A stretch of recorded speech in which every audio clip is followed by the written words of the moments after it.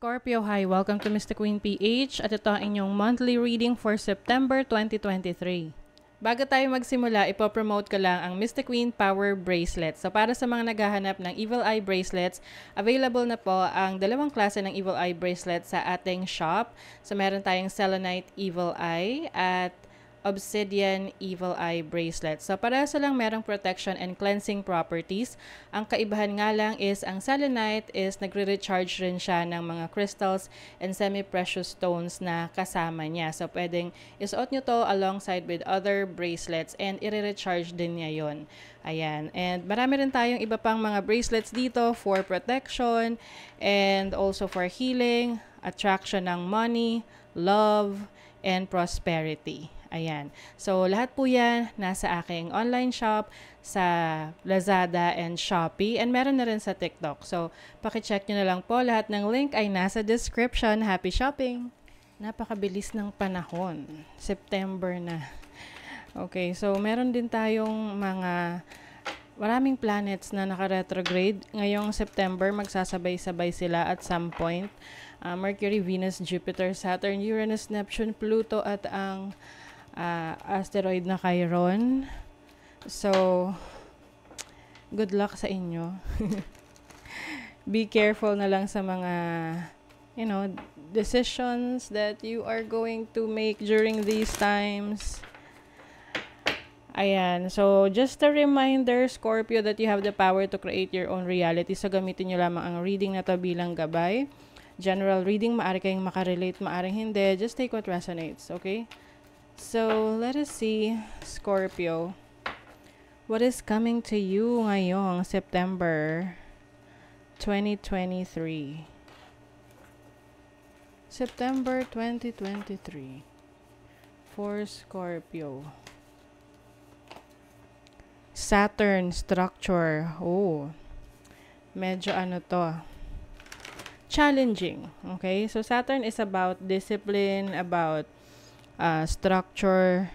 This is also about karma. So, maaring meron kayong importanteng lesson, life's lesson na matututunan this September. This is going to make you a better version of yourself. And then Jupiter, wow. Saturn and Jupiter, abundance naman. So, this is going to be worth it for you, Scorpio. Pag nalagpasan nyo tong challenges na to, rest assured na everything is going to be better for you. Malalagpasan mo to. May abundance dito. So, focus on your goals. Keep your eye on the prize. And, meron kayong sapat na lakas na i-handle yan, yung challenges ni Saturn. So, let's see pa for Scorpio. Glamour. You're also going to focus on your physical appearance. Maaring meron kang i-enhance. Be very careful lang during this time na, lalo na yung mga surgical na surgical na enhancements. But, of course, kung ito naman ay merong go signal ng doctor mo and you feel like doing it, it's your choice. Okay? We have our own free will. And some of you naman, yung mismong the way you present yourself, the way you carry yourself, you're going to be more confident. Ayan. Fertility. So, meron ditong productivity. Maaring marami kang ma-accomplish ngayong September related to your work, your career, your job. And doon naman sa mga gustong mabuntis, ayan, so maaring malaki yung possibility na kayo ay makabuo. But of course, if hindi ninyo plano pa yan, you know what to do. Mag-ingat, okay? But if this is your plan, you've been wanting to have a baby, then push. And this is also about productivity sa trabaho mo. Maaring marami kang magagawa. Marami kang matatapos. So this is your overall energy. You have the Ace of Cups. This is love, joy. So iba talaga merong nagkakaroon ng bagong anak or baby, magkaka-baby, mabubuntis.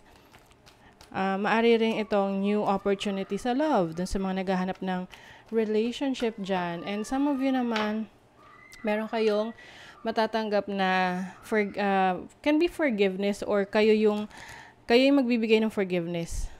Oo. Or kayo yung patatawarin or kayo yung magpapatawad. Merong peace offering kasi. And then your challenge is the devil. May temptation sa paligid-ligid. Medyo maging careful sa mga temptation sa paligid nyo. Some things are too good to be true, 'di ba? And then maaring yung iba sa inyo, meron kayong mga unhealthy habits na kailangan nyo nang i-let go. Anything na sobra sa inyo, na hindi nakakabuti sa inyo, you're going to let that go. Pero challenge siya kasi maaring mahihirapan kayo na kumawala dyan. Yung iba, yung mga bisyo. Hindi ko naman sinasabi na lahat kayo may bisyo. Mamaya may magre-react na naman dyan na wala siyang bisyo. Hindi para sa'yo. What I'm saying is, hindi naman lahat ng bisyo is drugs or alcohol or kung ano pa. Pwede rin yung overspending ng time mo sa social media or overspending ng panahon mo, overspending sa sa shopping. Yan, lagi kang laman ng mga online shop. And of course, kung lagi kang nakababad sa panonood ng mga tarot readings. 'Diba? Na parang lahat na lang inasa mo sa tarot. Wag ganon. Okay? So, some of you are going to let that go. And then, your opportunity is, you have the 8 of Wands. Messages coming through. Back and forth. So, maaring meron kang mga asikasuhin. Pwedeng mga papers or mga errands. Yeah, like what I mentioned kanina, you're going to be very busy ngayong September. And then, let's see your ano ba yan? Nakakaloka.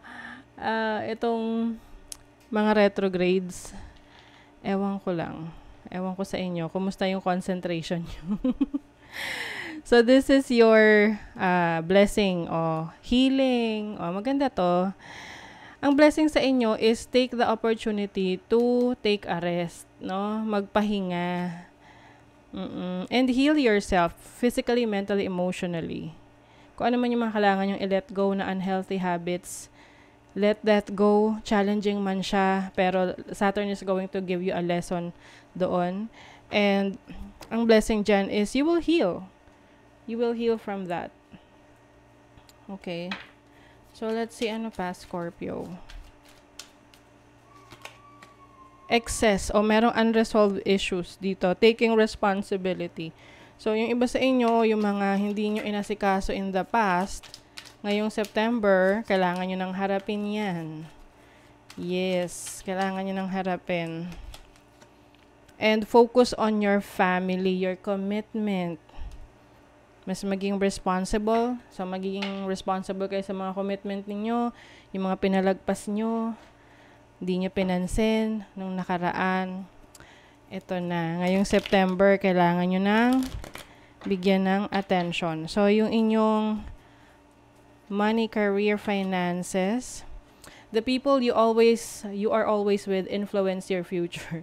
So, piliin mo yung mga taong makakasalamuha mo ngayong September. Just make sure that they are of good influence.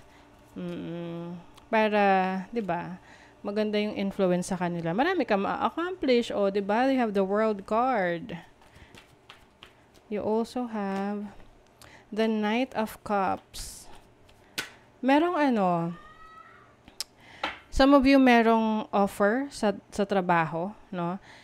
Pwede itong abroad or merong training abroad kasi you might be gaining more knowledge sa trabaho, sa career mo. Or this is about exploration. Exploration, pwedeng physical exploration, literal travel, or mind exploration. May mga pag-aaralan ka. And I think you will be with people na pareho mo ng interes. You will be working with them. Sa love naman, family, o diba? Dalawa na yung family rin. So, focused kayo on your family ngayong September, Scorpio. Or be working things out for your family, especially kung meron kayong struggle sa pera, no? I think magsasama-sama kayong family para magtulungan. Kasi you're seeing things in a different perspective right now. Alam nyo na importante na kayo ay solid together para meron kayong ma-achieve as a family.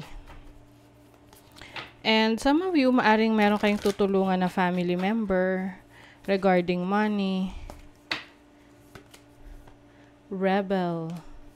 It's time to celebrate the fact that you don't fit in. Stand on your own 2 feet. So, ito yung authenticity. Pagpapakatotoo sa yung sarili at may paninindigan. So, whatever you're going to pursue ngayong September, paninindigan nyo yan. Okay? So, that is your reading, Scorpio. Kung nagustuhan nyo ito, naka-resonate kayo, mag-comment kayo dyan, like, share, subscribe para lagi kayong updated sa ating mga readings. Thank you so much, Scorpio. See you again.